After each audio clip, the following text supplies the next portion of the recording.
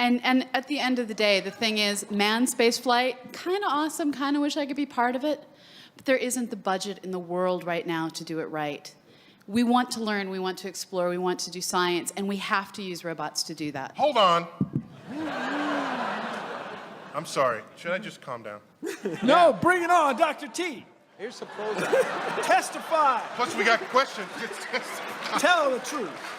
And I want to make sure we get the questions, but I got to rebut that. Okay. To say there's no budget in the world, the federal budget is 3-point-something trillion dollars. Doesn't go as far as it used to. If you... Yeah, it used to be real money. If you want to count to a trillion, it would take you 100,000 years, and that's one number per second every waking and sleeping moment of your life. That's how big that number is, point one. Point two, it's not that we can't afford it, it's that we have chosen to not afford it. I tweeted recently that the U.S. bailout of the banks exceeded the 50-year budget of NASA. You want to put something in context. If you want to do something with $3.5 trillion, you can do whatever you want. Whatever you judge to be important to the profile of the nation that you were trying to build and to sustain. So I submit to you that when you look at the NASA budget, and I'm tired of saying this, but I'll have to say it again, the NASA budget is 0.4 of 1 penny on a tax dollar. If I held up the tax dollar and I cut horizontally into it 0.4 of 1% of its width, it doesn't even get you into the ink. So I will not accept a statement that says we can't afford it.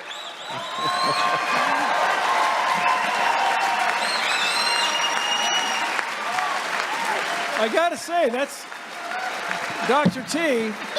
And do the thing. When I really do look at it differently. If you're going to tell me I can cut that much of a bill off, or right up to the ink, that's a lot of money.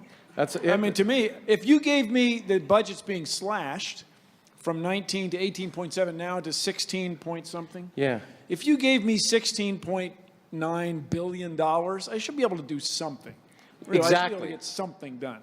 But we have a legacy of these NASA centers all over the country that's left over from the Cold War, and that's got to be shaken out. It's a long way to go. But there's another, well, I mean, the James Webb Space Telescope overrun is less than the cost of air conditioning in Afghanistan. Oh, yeah. Okay. I'm right there. No, I'm a huge fan of James Webb. I mean, bring it on.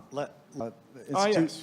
And he said that one of the elephants in the room around space travel, in terms of tourism, space tourism, is the impact on global warming. Do any of you know anything about that? He said it was astronomical. I forget the figures. Is he talking about the carbon footprint? Yes, mostly, I think. Oh, Yeah, no, it is kind of gross. Well, we'll cross that bridge, people.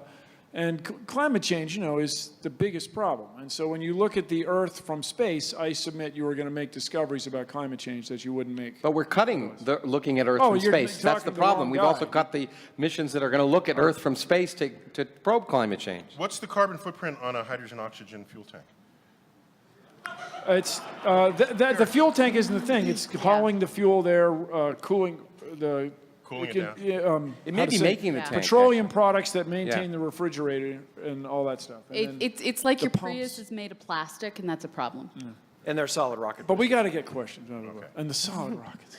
I have a very simple and slightly juvenile question for all 5 of you. I just want to know what each of you think is like the next big thing that we should be doing. Like, there's a lot of people that say Mars, Earth-like planets, or robotic missions. What is each of your next big thing that you think we should be doing? You double NASA's budget and you do it all. The trouble is you won't do it all if you double the NASA budget. So for me, there's 2 things. I want to know why the universe is accelerating. That's a big deal for me because I suspect it's the next relativity. It's the next classical physics. It's the next world-changing and maybe even source of energy. Then the other thing... No, it'll never... Sorry. Let me make that clear. You're not sorry about anything.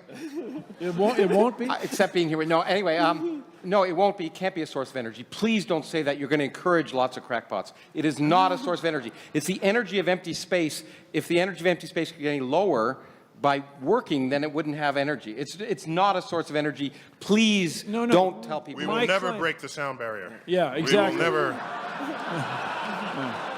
No, the energy of empty space is... Actually, I agree with Lawrence. Well, I'm just giving no, him a my hard time. claim is that by looking for this thing, you will make discoveries. That's my claim.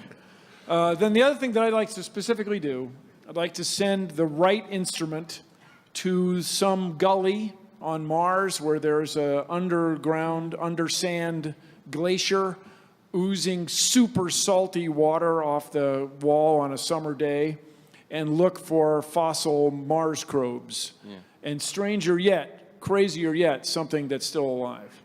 If we discovered life on another world, it would change this one in the same way Copernicus and Galileo and those guys changed it. Now, this is something you don't just throw a few $1 trillion at it. You work at it. Take a few decades. But that discovery, or that proof that there was no such thing, it would also be remarkable. And it wouldn't be that expensive. Most of it could be done without humans. Yeah, well, humans would build the stuff. I got a feeling. But I think the discovery of at least conditions for life elsewhere is something that is driving, and probably one of the most interesting things. It doesn't. I agree. I think we need to go to. I would be amazed if we didn't find evidence of life on Mars and find it was our cousins, because we pollute each other. And we've discovered that. The objects go between the two planets, and certainly microbes can live long enough for that short duration. But we'll also look at... You can find Mars rocks on the moon, yeah, in fact. Yeah. And you can find them on the Earth. That's right. But, yeah, as we've just heard. But we also want to look for life elsewhere, and we'll be able to eventually be able to image planets and look for oxygen atmospheres, for example, which is... the oxygen on Earth only exists because of life.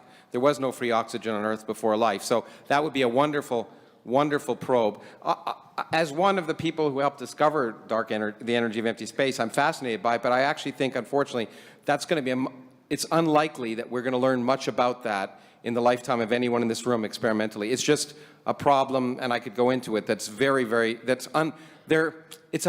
the most fundamental problem in science, in my opinion, but I think it's going to require a good idea before an experiment will help. So we shouldn't inspire people to look for it. Yeah, we should. Because it's impossible. Yeah. I'll add that JWST would go a long way towards figuring out dark energy. It's just cool. What? Yeah. JWST will go a long way towards Oh, nailing it will down. not. It'll go a long way towards discovering the primordial black holes and the origin of structure in the universe. That is profoundly interesting, but I think it's unfair to say. I really worry about hyping things when I know they're not going to do what you say they're going to do, and I think JWST is plenty interesting without pretending it's going to tell us anything about dark energy. Hubble telescope did 100 times more than what anyone ever projected. Exactly, but the stuff we didn't expect, not the stuff we did. Okay, so why don't we... Well, now, hang on. Okay, so you're saying lower our expectations for the things we expect and heighten our expectations for the things we can't figure out what to predict. Every time we open a new window on the universe, we are surprised. And There that's you the reason. go. Yeah. That's the reason to open the new windows. Because you shouldn't listen to theorists like me, because We figured that out because- earlier. yeah. Because No, this is the big thing. good one. Actually, that's your best line so far, Neil. So why are you looking at this over this new horizon? What are you going to find? We don't know. We don't know. That's Exactly. Why we're It's a looking. surprise. New Horizons is going to find the surface details of Pluto. Oh man, that's going to be no. Listen, I took the wheelbarrow full of postcards to Senator Mikulski's office to keep the mission to Pluto going. You know, it's going to arrive in 2015. So stay tuned. It will be fabulous. Can I just give my favorite mission, which doesn't exist and isn't funded now, but it'd be Yeah. really cool? Yes. It would be to go to Jupiter's moon, Europa, Yeah. Yeah. which has an icy Yeah, I outer agree. surface. The gravitational stress on Europa from Jupiter and other surrounding moons is pumping energy into it, much the same way when you warm up a racquetball by hitting it. You distort it, it bounces back to shape, you're pumping energy into it. That has melted the interior ice. It has had an ocean of liquid water that's been liquid for billions of years, and every place on Earth we find liquid water, we have found life. I want to go ice fishing on Europa, lower submersible, look around, and for me, the biggest question will be, what do you call that life? It'd have to be like Europeans, right? Because it's Europa. That's what I think. Europeans. Well, Let's get another I think we question. should go a lightning round here, one where more? only one of us can answer. We Yeah, have to okay. answer it quickly so we can get through everybody. How about You that? want to talk about dreaming an impossible dream? We're Come not. on. Yeah, we're not going to get to everybody, but we're going to have Lightning one more round. good one here. Do you think the concept of a space elevator is possible, and if when? No. Next. No. But bear in mind that the space elevator is this thing that's so strong for its weight, you could just take an elevator into space. But once again, the political problems are going to be the hard thing. You know, if the thing comes loose and starts whipping around, you know, and then who's going to build and who's going to be responsible, the ultimate high ground and all that stuff. But Plus, you might use it to drill into the earth and drop a black hole. Okay, That could next be just question. bad. One more here. anyway, One more. yeah, and Here we those go. materials will change the I world. knew it. Manned interplanetary spacecraft, solid shields, or electromagnetic? Electromagnetic. You mean like solar sails? No, he means shielding from the Shields. cosmic The rays. shield Radiation? problem. For cosmic okay. rays. I'll go electromagnetic, yeah. I go not at all. He goes Surprise. for cancer. I rarely have an opinion about hardware. For real, last question. Here we go. Why don't we spend more time talking about the economic benefit of big government science, which is technology development, the spin-off of which has paid for the space program dozens of times over? I agree that every time we spend a lot of money, there's huge spin-offs. But one of the problems that I think about doing that, and the SSC had this problem, is we talked about all the spin-offs of doing particle physics, but we didn't do what Bill said you need to do, which is you can't justify a program by its spin-offs. You got to say it's worth doing because it's worth doing. And if you just start to justify it by the spin-offs, people start to say, well, you know, why are you doing it in the first place? So there's no doubt that when we spend any amount of money, we make technological breakthroughs, but I think you have to justify it for its own sake first.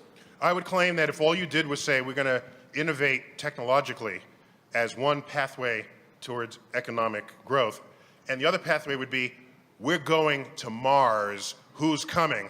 And everybody who's the best student in their class chooses that as their profession rather than becoming investment bankers, then you're going to innovate. Yeah.